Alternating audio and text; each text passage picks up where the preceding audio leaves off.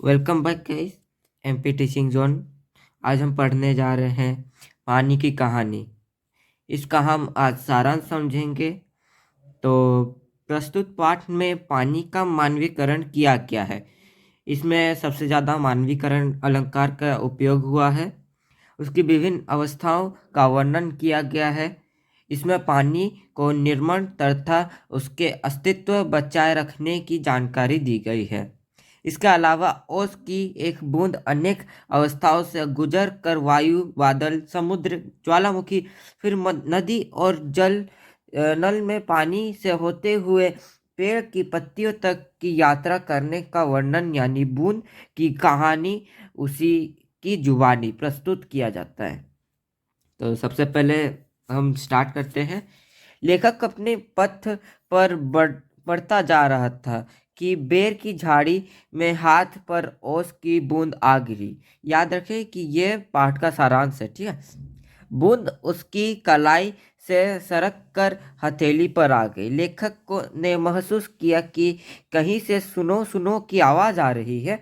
ध्यान से सुनने तो पाया कि ये आवाज़ उसी ओस कण, जो कि यहाँ पे बूंद के नाम से दिखाया गया है, से आ रही है।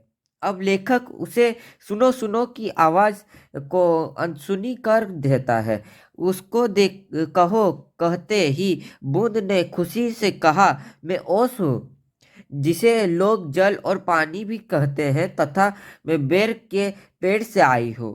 लेखक ने जिज्ञासा श्वास पूछा, क्या पेड़ में फव्वारे हैं?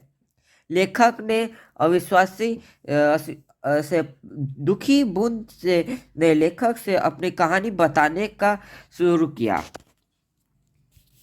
तो बूंद ने कहा, जब वो जमीन पर इधर उधर घूम रही थी तभी पेड़ की असंख्य जड़ों ने अपनी ओर खींच लिया। वह बूंद अपने अंदर खनिज पदार्थों के लिए घूम रही थी कि एक रोए, जो कि उसका जड़ होता है, ने उसे अपने अंदर खींच लिया। 3 दिन तक ये सांस भोगने के बाद वह पत्ते से होकर निकल भागी। रात भर पत्ते पर पड़े रहने के बाद लेखक को देखते ही उसके हाथ पर आ गिरी। बूंद की कहानी सुनकर लेखक को दुख हुआ। सूरज निकलने में कुछ समय शेष था। उनकी शक्ति पाते ही बूंद उड़ जाएगी। अंततः सूरज निकलने तक का समय बिताने के लिए बूंद विचित्र घटनाओं की से परिपूर्ण जीवन की कहानी सुनाने लगी। बहुत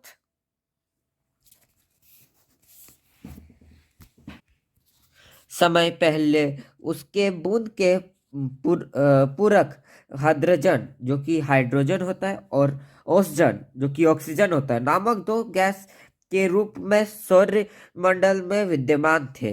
एक दिन की बात है कि एक प्रचंड प्रकाश पिंड सूर्य की ओर बढ़ता आ रहा था। सूर्य से लाखों गुना बड़ा इस प्रकाश पिंड की शक्ति इतनी अधिक थी कि सूर्य का एक भाग टूटकर उसके पीछे चला। यह टूटा भाग इतनी आकर्षण शक्ति न सहन कर पाने के कारण कई और खंडों में टूट गया। उन्हीं में से एक हमारी पृथ्वी है। उसका बूंद ग्रह ठंडा हो रहा था और अरबों वर्ष पहले हाइड्रोजन और ऑक्सीजन की रासायनिक प्रक्रिया के उपांतर उसका जन्म हुआ। अपना प्रत्यक्ष अस्तित्व गवा कर उन्होंने बूंद को पैदा किया। कुछ समय तक वो पृथ्वी के आसपास वाष्प रूप में मंडराती रही। फिर क्या हुआ पता नहीं, पर जब उसे होश आया तो स्वयं को ठोस बर्फ में रूप के में पाया। अब वह अपने भाव रूप से शस्त्र हो गई। वो लाखों वर्ष यूं ही आंदन में बिता गए। वह ये समय दल में नमक के बराबर रहे थे। ऐसे दीर्घजीवी से बात करके लेखक स्वयं को धन्य मान रहा था। बूंद ने बताया कि एक दिन अचानक उसके जैसे ही बर्फ बने भाई बहन के भार के कारण नीचे वाली भाई दब गए और पानी बन गए। अब तक वो जान चुकी थी कि समुद्र में भी नाना प्रकार के जीव जंतुओं का साम्राज्य है।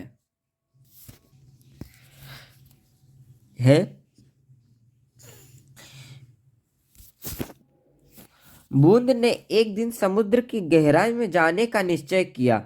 मार्ग में उसने नाना प्रकार के विचित्र जीव जंतु देखे, जिनमें से रेंगने वाले घोंघे, जालीदार मछलियां, भारी भारी कछुए, मनुष्य से अधिक लंबी मछलियां तथा लालटेन के प्रकाश वाली मछलियां देखी। उसे ये देखने में कई साल लग गए।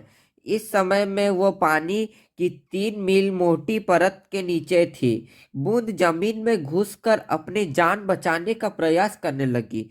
समुद्र के जल कण भी तो अपने ही जान बचाने के लिए ये तरीका अपनाते हैं। वो अपने साथियों के साथ ऐसी जगह पर पहुंची जहां कुछ भी ठोस न था। बड़ी बड़ी लाल पीली चट्टानें बहने के लिए उतावली थी। उतावली तथा खुशी में डूबी बूंदें अचानक ऐसी जगह पहुंची जहां तापमान बहुत ऊंचा था। अचानक एक बड़ा सा धमाका हुआ और वो अपने साथियों समेत बाहर फेंक दी गई। बाहर फेंक दी गई। वो आकाश में उड़ चली। उसने पीछे मुड़कर देखा कि पृथ्वी फट गई है। उसमें से धुआं, रेत, पिघली धातुएं तथा लपटें निकल रही थी। वो यह शानदार दृश्य को देखने के लिए बार बार इच्छुक थी। मनुष्य इसे ज्वालामुखी कहते हैं। आसमान में उसे भाप का बड़ा दल मिला तथा उसकी सहेलियां आंधी भी मिली। आंधी उसे पीठ पर लादे इधर उधर घूमती थी। आसमान में स्वच्छंद किलोले करने उसे बहुत अच्छा लग रहा था। वो अब अपने साथियों के साथ एक चट्टान पर गिरी, जिससे चट्टान टूटकर खंड खंड हो गई। उसे इच्छा अब सम्मिलित भूमि में जाने की थी। इसे वो एक छोटी धारा में मिल गई। सरिता के वे दिन बड़े मजे के थे। बहते बहते एक दिन वो नगर के पास पहुंची।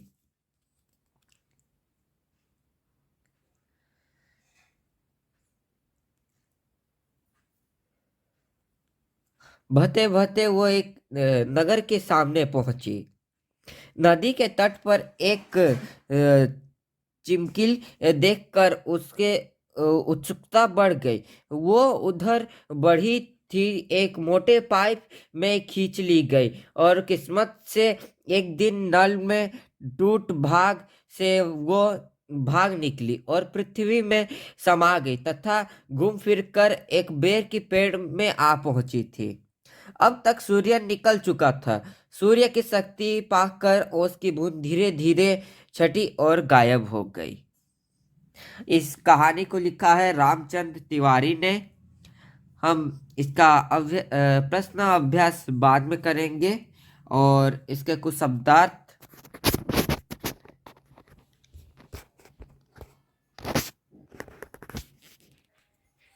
शब्दार्थ है वो भी हम बाद में देखेंगे। तब तक इस तरह के वीडियोस के लिए मेरे चैनल को सब्सक्राइब और इस वीडियो को लाइक कर दीजिएगा। और आगे भी हम ऐसी तरह की वीडियो अपलोड करते रहेंगे।